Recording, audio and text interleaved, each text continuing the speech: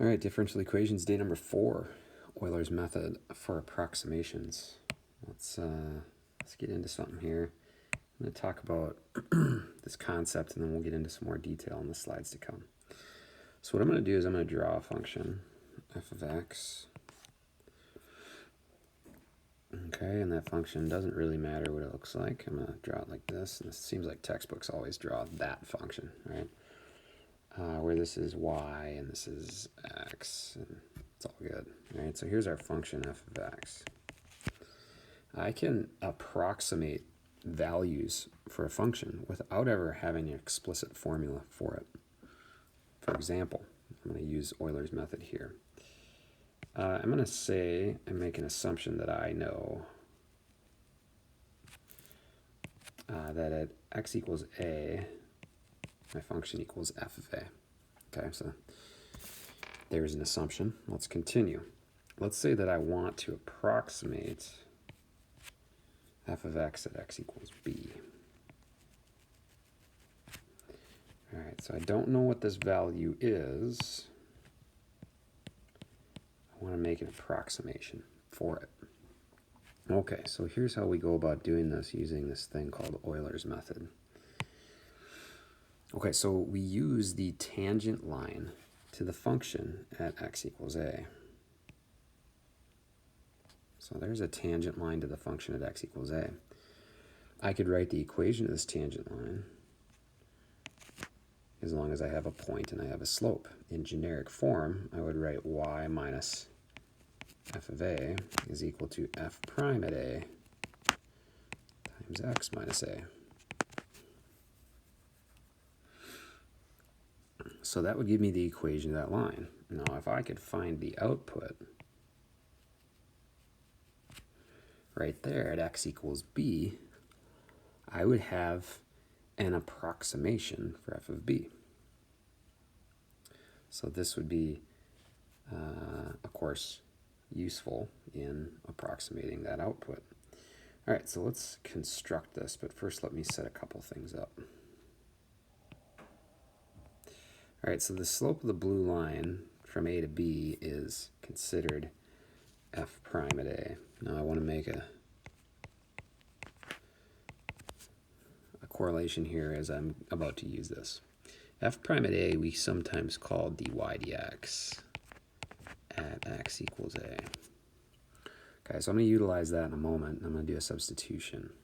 And I'm actually going to refer to it as dy dx instead of dy dx at x equals a. But I'm going to make that assumption and simplify it for notation purposes. Okay, so as I look at this triangle here, which is a right triangle, this length here we would call dx. If the slope of this line is dy dx, then the change in y would be dy, and the change in x we would call dx. Dx can be referred to also as delta x. You might recognize this from the local linearization portion of chapter 2, or maybe it was chapter 3. I think it was chapter 2. Okay, so let's construct this now and work a little bit with finding this green output, this approximation of f of b. All right, so if I wanted f at b, what I could do is I could use my tangent line equation. So f at b minus f at a should equal, now instead of f prime at a, I'm going to write dy dx. And instead of x minus a, I'm going to write b minus a.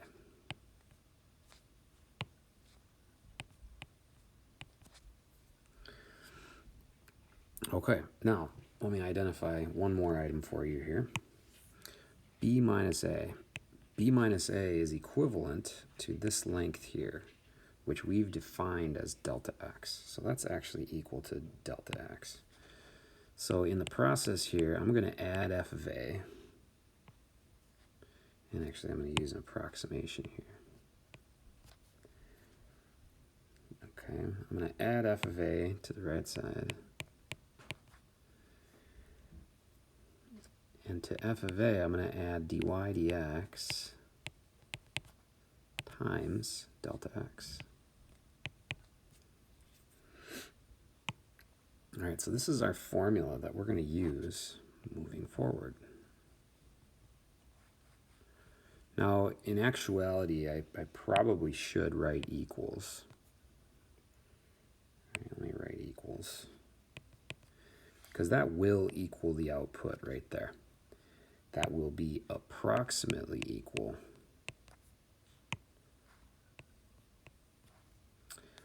to the output actual. Okay, so remember, f of a plus dy dx times what we're going to call a step. So this is our step size. Now, I'm going to talk further on the next slide and slides to come on the importance of the fact that we can actually get a lot closer than that. This is a pretty decent size error. It looks like almost 50%. I would say approximately 50% error, right? Or whatever, you could call it 100% error if you want, because it looks like the green point is about halfway between, it's about halfway in between f of a and the actual f of b. So it depends on what the function looks like, but let's get into it. Okay, so as mentioned earlier, local linearization is the simplest form of Euler's method. So I'm going to sketch real quick for you, and this will probably just reiterate what I did on the first slide there. X squared from 0 to 3. So let's go 1 and 2 and 3. Okay, so the output of 3, this won't be by any means to scale. It would be 9, this would be 1, this would be 4. So I can put points like this. And here is my curve, y equals x squared from 0 to 3. Let's also sketch the tangent line. Right, here's the tangent line to the curve at x equals 1. Okay. And let's actually write the equation of the tangent line. So this equation of the tangent line would be y minus 1, right, the y value. The slope of x squared, so I'm going to have to find f prime at x equals 1 times x minus 1, my x value. So let's find f prime real quick. F prime of x, if f of x is x squared, would be 2x. So f prime at 1 would be 2. Okay, so this tangent line equation would take on the form just like that. There's our tangent line equation. So let's use the tangent line to find to f of x at x equals 1 to approximate f of 3. Okay, so let's find the output on this line at 3, and we're going to call this an approximation of f of 3. Okay, so in the past, what we used was this local linearization model, which we called the linearization model like this, right? And we just sub that in for y. Okay, so if I want the output on the linearization at x equals 3, I would just plug a 3 in here for x. And that would give me my output there. So what that would be, let's see, L of 3 would equal 1 plus 2 times 2. So it looks like our approximation would be 5. Now L of 3 is an approximation, of course, of the actual. Here's the actual. We know the actual is 9. So f at 3, of course, is not 5, but we would say that f of 3, according to our approximation, is 5. Clearly an underestimate. Clearly. Now the question below, I'm not actually going to scroll too far because I don't want to lose my graph, but we could make this approximation much more accurate. Okay, our step size here, right, our delta x, which we talked about on slide 1, was 2, right, this width, right, from 1 over to 3. That's a pretty big step size. What if I shorten the step size? And what I mean by that is this. What if I project this tangent line only for a half a unit? Okay, and then I find the slope at x equals 1.5, and I project a tangent line again for half of a unit. And then I find the slope of the tangent line at x equals 2, and I projected that same slope for half a unit. And then I find the slope of the tangent line at x equals 2.5 right here. Let's go here. There we go, purple. And I approximate that slope, and I project it for half a unit. Now look at how much closer that would be. Right? Look at the error I have cut down. Here is my error before, and here is my error now. So what we can do using Euler's method, which is the same as this linearization method, is I can shorten the step size. What that means is, take your interval and don't just use the entire interval as your step size. Cut it up into smaller pieces. When you cut it up into smaller pieces, as you can see in the graph above, your approximation will be much more accurate. And then we use this recursive model, right? We use the previous model to then project the next slope. And we'll see how that works in a little bit. Okay, so from the first slide, we used the idea that dy dx times delta x, again, this is our step size, right? This is our slope, which will be changing, right, depending on what x value we're at. Step size plus, we said f of a, right, that's where we started, will get us to our next value. This will be f of a plus delta x. And we continue that process, and we loop, and we continue to loop and loop and loop until we get to f of b. I don't know how many intervals that'll take, but if I take b minus a over n, that'll equal delta x. Right? So if there are 4 equal intervals, then we would have to do, b minus a over 4. So let's say b and a were 3 and 1, right? So I take 3 minus 1 over 4. Well, if I did that, I'd get 1/2. That would equate to what we just did above. We did a half a unit, and then a half a unit, another half a unit. We did that 4 times, and we got to our new value. Now, I placed this up here, this other form, because IB sometimes refers to delta x as h, which is just our step size, no difference. And this n plus 1 subscript, that just means our current y value gets us to our next y value. So let's do a couple practical examples of that, and then you'll... Okay, so we're going to start slow here. We are given dy dx. We are not given our actual function, but we are given a single ordered pair for that function.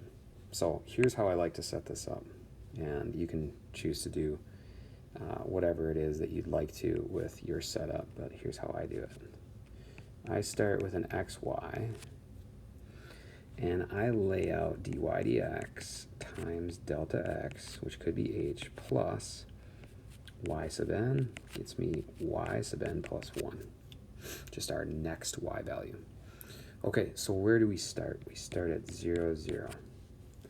Okay, now what do? I find dy dx at x equals 0. So as you look at dy dx, let's look at dy dx at the point 0, 0.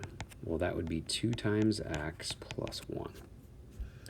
Okay, so it looks like dy dx at 0, 0 is 1. So that's 1. Now my delta x, and I'll write it in a different color here, is never going to change. It says use Euler's method with 2 steps of equal length to approximate y of 2. So I'm going to a and b. A is 0, b is 2.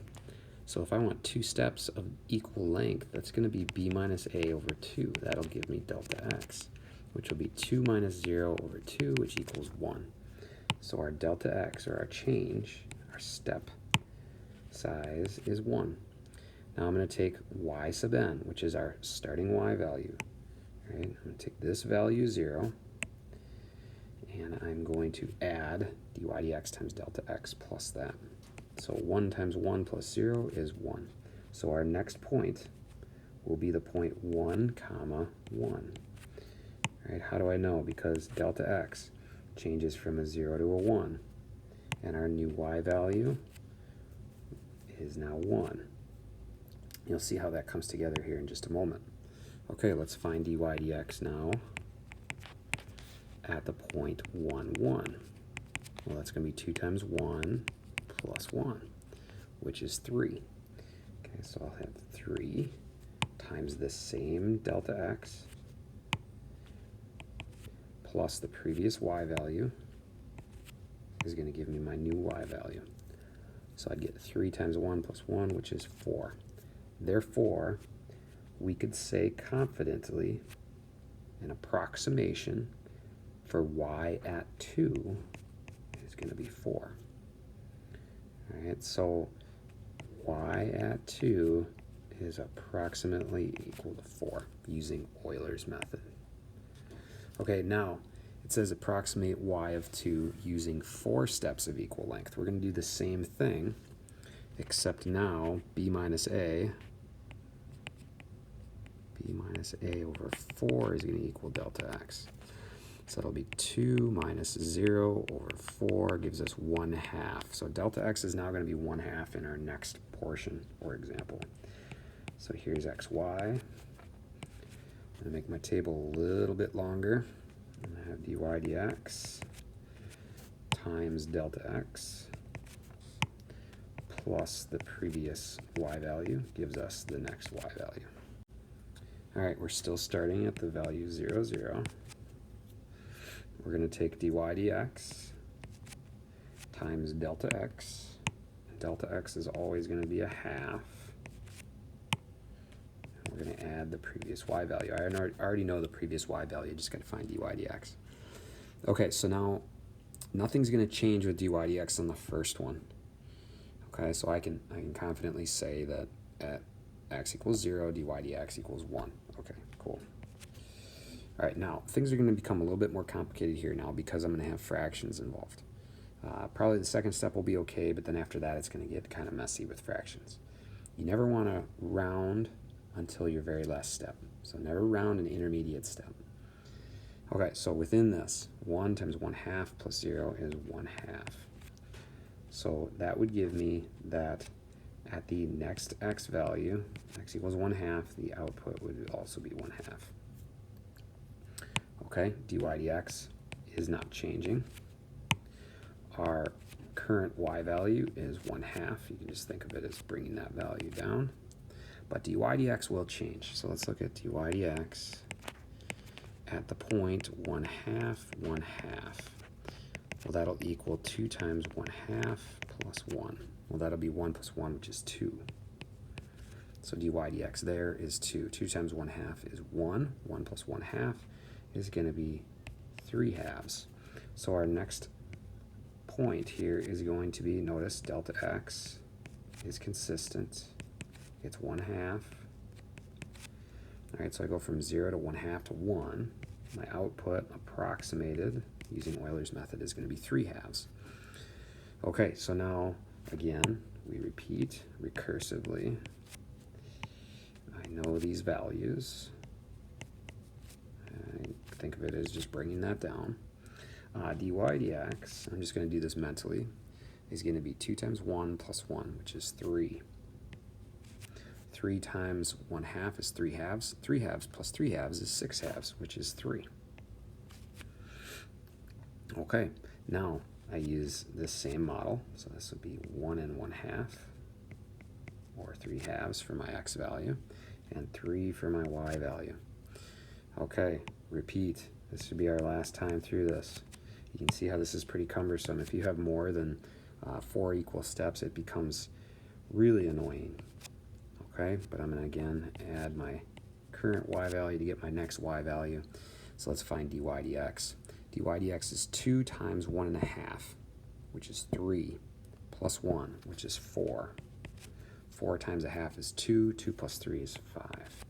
So I can say that an approximation for y of 2 is 5. Now don't just leave it just like that. Write y of 2 is approximately equal to 5.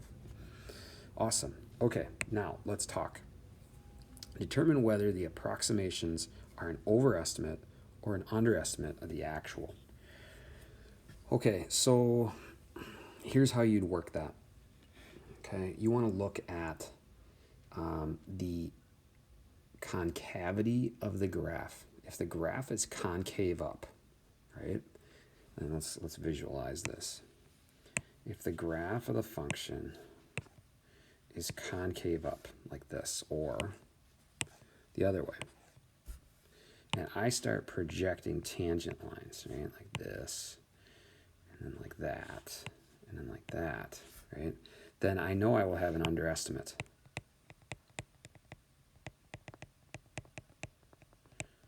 Okay, regardless of which orientation I might have. Right? I'm going to have an underestimate of the actual. The black curve is the actual. So if the function is concave up on the interval at which you're working, then you have an underestimate. If it's concave down, then you have an overestimate. Okay, so within the context of this problem, how would I find the concavity of this graph? Well, I'd take the derivative of dy dx.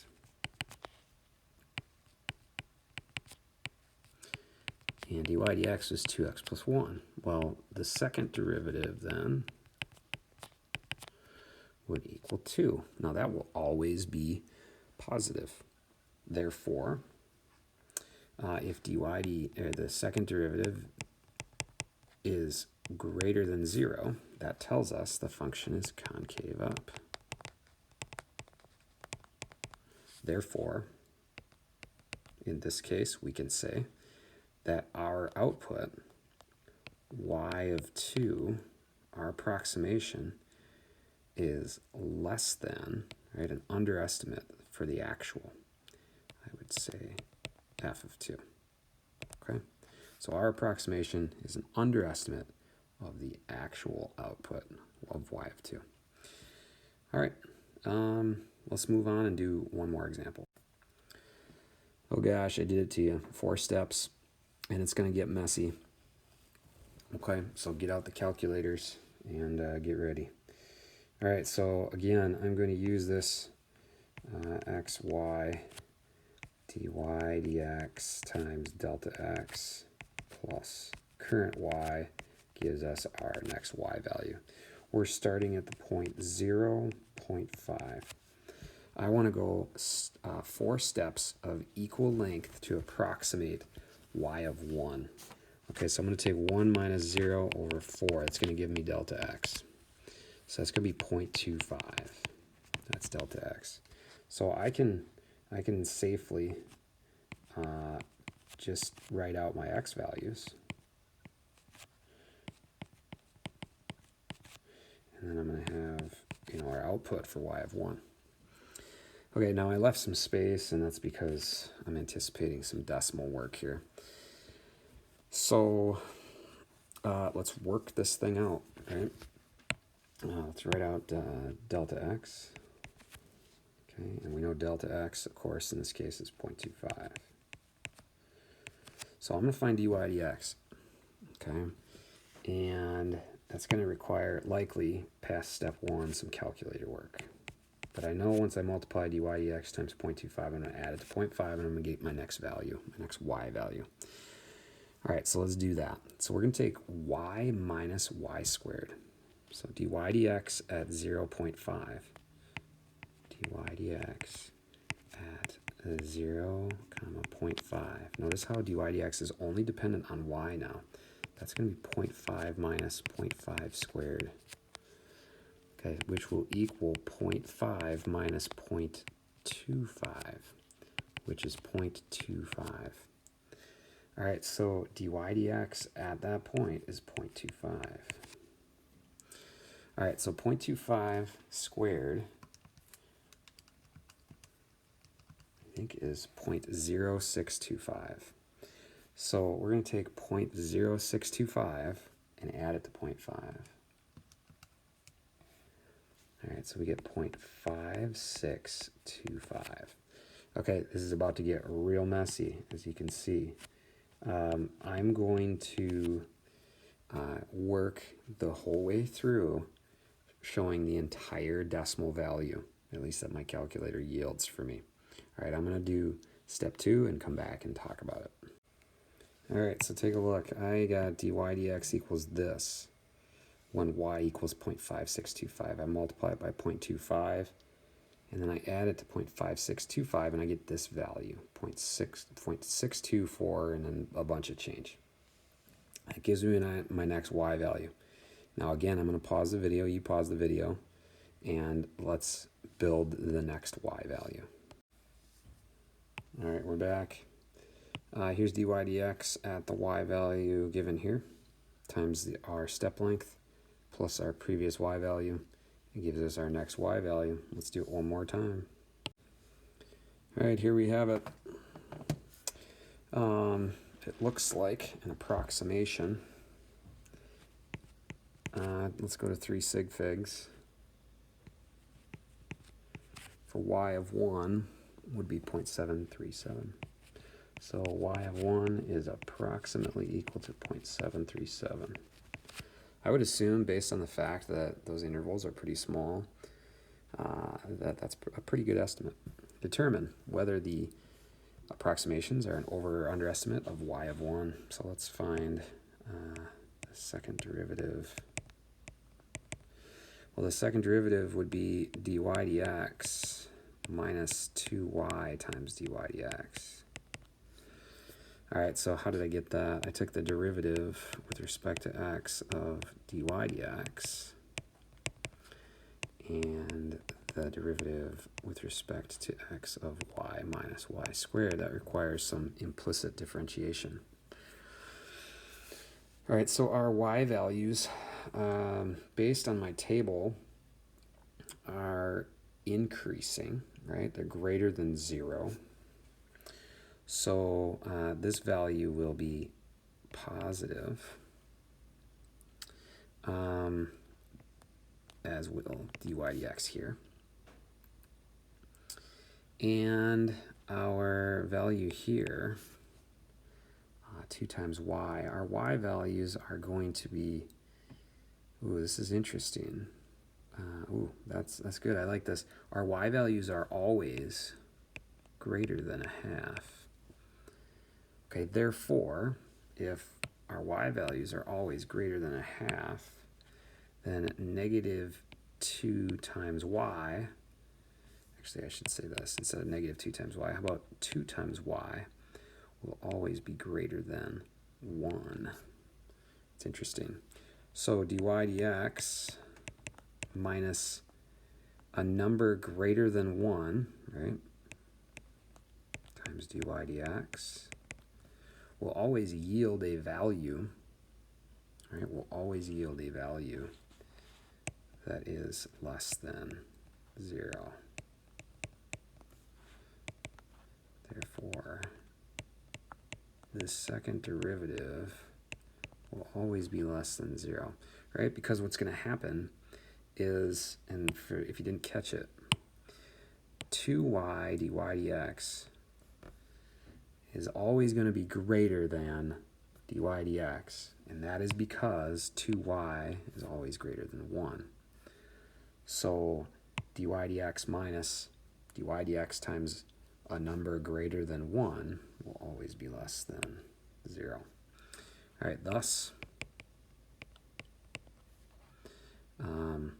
y is concave down on the interval given, right, from 0 to 1.